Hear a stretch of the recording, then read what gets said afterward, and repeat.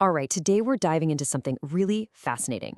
It's a short, ancient psalm, just 3 verses long, but it holds a truly profound meaning for Freemasonry. We're talking about a text that's all about unity, wisdom, and blessing. And it really acts as a symbolic key to the entire craft. At first glance, this sounds pretty straightforward, right? Almost like a common proverb. But for Masons, these words aren't just pleasant, they are a blueprint. This idea of dwelling in unity is the literal cornerstone that everything else is built on. So, this is the big question, isn't it? How did this ancient song become such a cornerstone of Masonic philosophy? Well, to answer that, we need to decode the powerful symbols that are hidden in each and every line. Okay, so let's start at the very beginning. First one is the foundation stone. It's the single idea that supports the entire symbolic structure of this psalm. You'll hear this verse a lot in Masonic ritual, and there's a huge reason for that.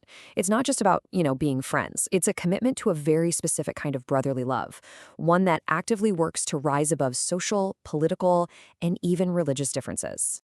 Anyone can get behind the idea of community harmony, but for Masonry, there's a whole other layer here.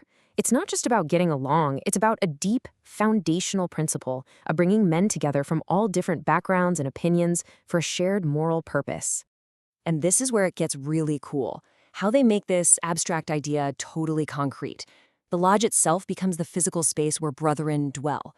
And the goal isn't uniformity, where everybody's the same. No, it's harmony, like different notes coming together to make a beautiful chord. Each Mason is seen as a unique stone, and through understanding and tolerance, they're meant to fit together perfectly to build this ideal temple of humanity. Okay, so we've got unity down. Now let's see how the next verse builds on that. The psalm now introduces a powerful new symbol, the anointing oil, and this adds a whole other layer to this idea of unity. Wow, the imagery here is just so rich and specific, right? You have this precious oil, and it starts at the head and it flows all the way down to the clothing. This cascade, this flowing motion, it's not accidental at all. It's absolutely central to the meaning.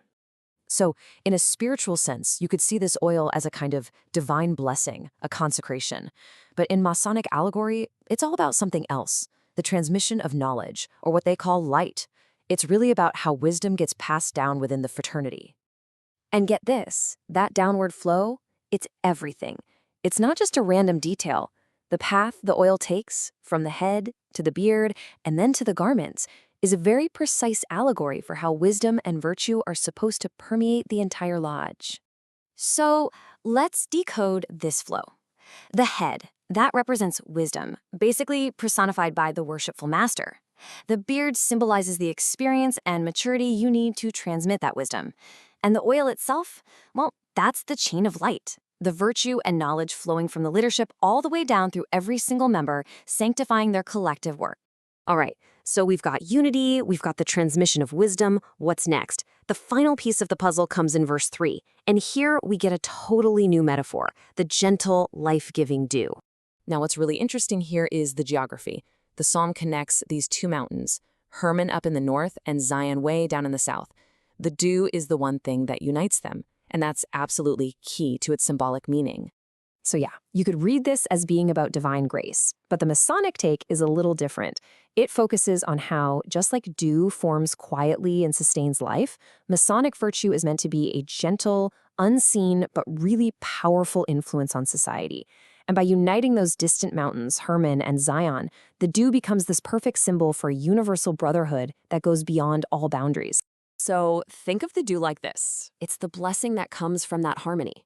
It's this quiet force that invigorates each Mason, renewing their commitment to their work. And it symbolizes the fraternity's goal of uniting all of humanity, no matter the distance, race, or creed. Okay, so let's put it all together. We've unlocked all 3 verses, and now we can step back and see the big picture. We can see how they fit together to form a complete symbolic blueprint for the Masonic ideal. And here it is, laid out plain and simple. You've got unity as the foundation, the cornerstone. Then, the anointing oil is the sacred way that light and wisdom are transmitted. And the dew, that's the resulting blessing, that gentle, positive influence that comes from all that unity and wisdom. It's a complete system. And this quote just nails it, doesn't it? It wraps the whole idea up perfectly. The tools of Masonry, the level, the plumb, the square, they're put into action, sure, but it's that sacred oil of fraternity, that symbolic unity and shared wisdom from Psalm 133 that truly binds everything together. So that really leaves us with a question to chew on, doesn't it? This ancient psalm uses these timeless symbols, oil, dew, mountains, to spell out a vision of unity. And it makes you think, what are the symbols, visible or invisible, that hold our own communities together today? What's the oil of unity in our own lives?